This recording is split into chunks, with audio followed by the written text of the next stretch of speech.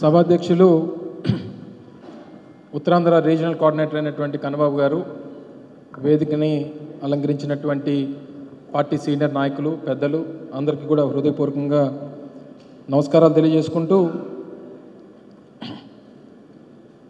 గడిచినటువంటి సార్వత్రిక ఎన్నికల తర్వాత మొట్టమొదటిసారిగా మన పార్టీ అధ్యక్షులు మాజీ ముఖ్యమంత్రి వర్యులు వైఎస్ జగన్మోహన్ రెడ్డి గారు ఉత్తరాంధ్ర పర్యటనకి ప్రజా సమస్యల మీద వస్తున్నటువంటి మొట్టమొదటి పర్యటన వారిది. ఎందుకంటే గడిచినటువంటి 15 మాసాల్లో అనేక సందర్భాల్లో పరామర్శలకు కానీ లేదా కొన్ని ఇన్సిడెంట్స్ అయినప్పుడు వారు రావడం జరిగింది తప్ప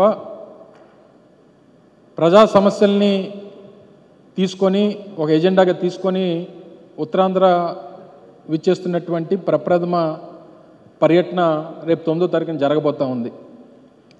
ఇది కేవలం ఉత్తరాంధ్ర ప్రాంతానికి సంబంధించినటువంటి అంశం కాదు, రాష్ట్ర వ్యాప్తంగా పెద్ద ఎత్తున చర్చ జరుగుతున్నటువంటి అంశం.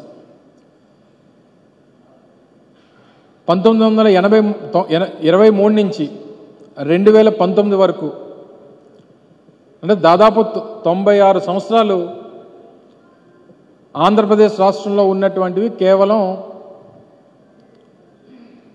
11 మెడికల్ కాలేజీలు మాత్రమే. కానీ 2019 నుంచి 24 మధ్యలో జగన్మోహన్ రెడ్డి గారి ప్రభుత్వంలో చరిత్రలో ఎప్పుడూ లేనటువంటి విధంగా కొత్తగా 17 మెడికల్ కాలేజీలని రాష్ట్రానికి తీసుకొని వచ్చి 8,500 కోట్ల రూపాయలు వీటికి ఖర్చు పెట్టి ప్రభుత్వ మెడికల్ కళాశాలతో పాటు సూపర్ స్పెషాలిటీ హాస్పిటల్ని కూడా ఆయా ప్రాంతాల్లో ఏర్పాటు చేస్తే ఏర్పాటైనటువంటి అన్ని ప్రాంతాల్లో కూడా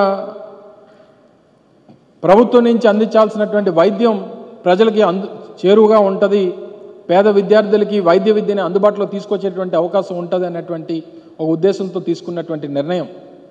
5 కాలేజీలని మన ప్రభుత్వంలోనే పూర్తి చేశాం, సీట్లు కేటాయింపులు జరిగిపోయినాయి. 2024 జూన్ మాసానికి పులివెందుల, పాడేరు కాలేజీలు పూర్తి చేశాం. మిగిలినటువంటి కాలేజీలు నిర్మాణంలో ఉన్నాయి, వాటిని కూడా పూర్తి చేయాలనేటువంటి ఒక కార్యాచరణ కూడా పెట్టుకున్నాం. సరే, ప్రభుత్వం మారింది, వచ్చినటువంటి ప్రభుత్వం దాన్ని కొనసాగిస్తుంది, గొప్ప నిర్ణయం కాబట్టి దాన్ని కొనసాగిస్తుంది అని చెప్పని అనుకున్నాం. వాటిని అన్నింటిని కూడా ప్రైవేటైజ్ చేయాలనేటువంటి నిర్ణయం తీసుకుంది. దీని మీద ఒక వైఎస్ఆర్ కాంగ్రెస్ పార్టీయే కాదు, రాష్ట్ర వ్యాప్తంగా ఉన్నటువంటి అన్ని వర్గాలు అందరూ సామాన్యమైనటువంటి ప్రజానికం కూడా ఈ నిర్ణయాన్ని వ్యతిరేకిస్తూ ఉన్నారు. దాదాపు నెల రోజులుగా పెద్ద ఎత్తున రాష్ట్ర వ్యాప్తంగా చర్చ జరుగుతూ ఉంది. మన పార్టీగా అనేక కార్యక్రమాలు తీసుకున్నాం, వాటిని సందర్శించాం, వాటి దగ్గరికి వెళ్ళి మాట్లాడాం, మన నిరసన వ్యక్తం చేశాం. గడిచినటువంటి సమీక్షా సమావేశంలో, రాష్ట్ర స్థాయిలో జరిగినటువంటి సమీక్షా సమావేశంలో కూడా లేదా పత్రికా సమావేశంలో కూడా జగన్మోహన్ రెడ్డి గారు చెప్పడం జరిగింది, నేను కూడా నేరుగా ఈ కార్యాచరణలో నేను కూడా పాల్గొంటాను, ఈ పోరాటంలో నేను కూడా భాగస్వామిని అవుతాను, నేను కూడా ఈ పోరాటాన్ని పెద్ద ఎత్తున ముందుకు తీసుకెళ్తానని చెప్పి వారు నిర్ణయం తీసుకోవడం, వారు ప్రకటించినటువంటి దాంట్లో భాగంగా రేపు 9వ తారీఖున అనకాపల్లి జిల్లా రాబోతూ ఉన్నారు. అనకాపల్లి జిల్లాలో నర్సీపట్నం, మాకవారపాలెం మండలంలో ఈ కార్యక్రమం ఎక్కడైతే మెడికల్ కాలేజ్ నిర్మాణం జరుగుతూ ఉందో ఇప్పటికే 4 అంతస్తులు నిర్మాణం చేశాం. అడ్మినిస్ట్రేటివ్ బ్లాక్ కానీ, కాలేజ్ బ్లాక్ కానీ, హాస్పిటల్ బ్లాక్ 2 అంతస్తులు పూర్తి చేశాం. హాస్టల్ బ్లాక్స్ కూడా నిర్మాణం జరుగుతూ ఉన్నటువంటి తరుణంలో ప్రభుత్వం దిగిపోయాం, అక్కడికక్కడ నిర్మాణాలు ఆగిపోయినాయి. ప్రజలకి వాటి మీద ఏ రకంగా మా ప్రభుత్వం ఆ రోజు మనం ఉన్నప్పుడు తీసుకున్నటువంటి నిర్ణయాలు అన్నీ కూడా వారు ప్రజలకు చెప్పాలన్నటువంటి ఉద్దేశంతో ఈ కార్యక్రమాన్ని తీసుకున్నాం. 9వ తారీఖు కార్యక్రమం కూడా విశాఖపట్నంలో ఎయిర్పోర్ట్లో వారు ల్యాండ్ అయిన తర్వాత దాదాపు 60 కిలోమీటర్లు వారు రోడ్డు మార్గాన కాలేజీకి, నర్సీపట్నంలో నిర్మాణం అవుతున్నటువంటి కాలేజ్ దగ్గరికి వారు చేరుకుంటారు. అక్కడ పత్రికా సమావేశాన్ని నిర్వహించి ప్రజలను ఉద్దేశించి మాట్లాడి మన పార్టీ తాలూకా స్టాండ్ని ప్రజలకి చెప్పేటువంటి కార్యక్రమం చేయబోతూ ఉన్నారు. సో దీనికి సంబంధించినటువంటి కార్యాచరణ కూడా పెద్దలు రీజనల్ కోఆర్డినేటర్ గారు, పెద్దలు సత్యబాబు గారు అందరూ కూడా నిన్న ఒక కార్యాచరణ రూపొందించాం.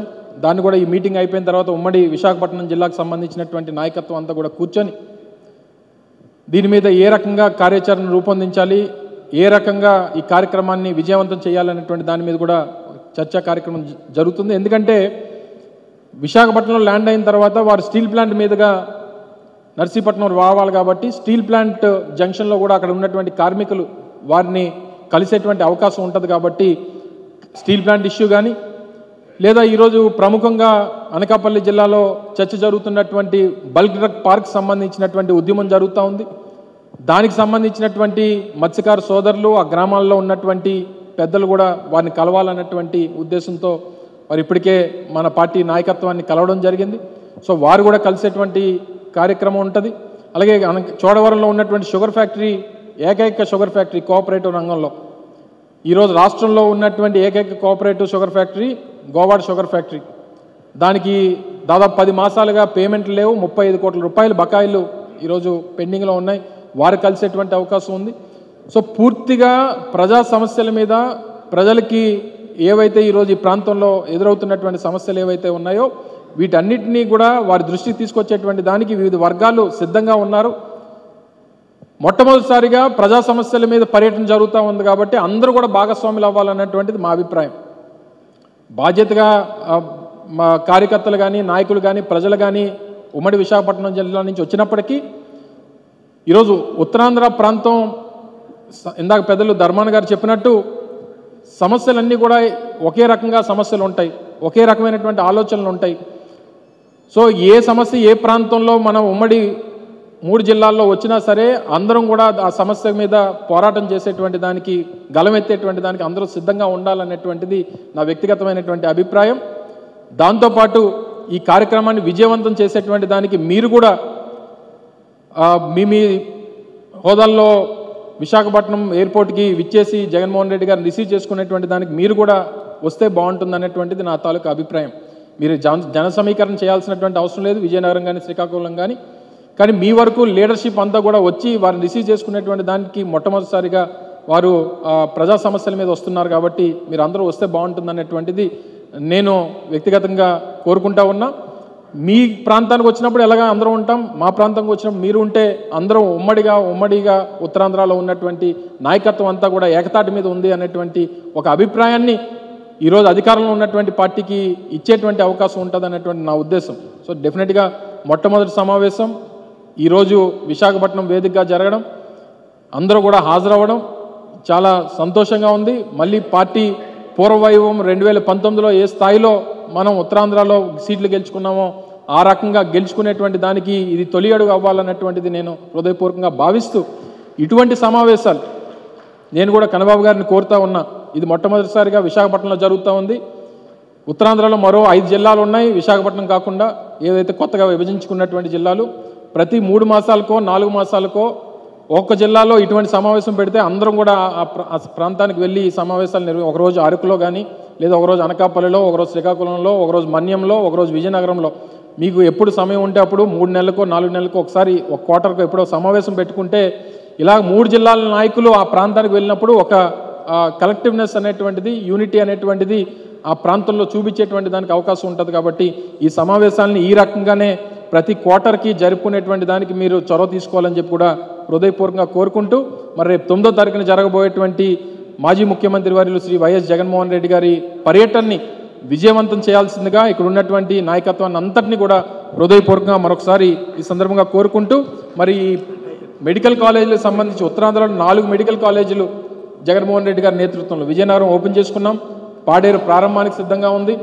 నర్సీపట్నం కానీ లేదా పార్వతీపురం కానీ ఈ 4 కాలేజీలు ఉత్తరాంధ్రకి ఇచ్చినటువంటి ఘనత ఒక్క వైఎస్ జగన్మోహన్ రెడ్డి గారికి దక్కుతుంది. కాబట్టి ఈ ప్రైవేట్ నిర్ణయం ఏదైతే తీసుకున్నారో దీన్ని వ్యతిరేకిస్తూ ఈ ఉత్తరాంధ్ర సమీక్ష సమావేశం మీ అధ్యక్షతన జరుగుతున్నటువంటి తరుణంలో దీన్ని వ్యతిరేకిస్తూ ఒక తీర్మానాన్ని కూడా ఈ సమావేశం ఆమోదించాలని చెప్పి కూడా మీ ద్వారా కోరుతా ఉన్నా.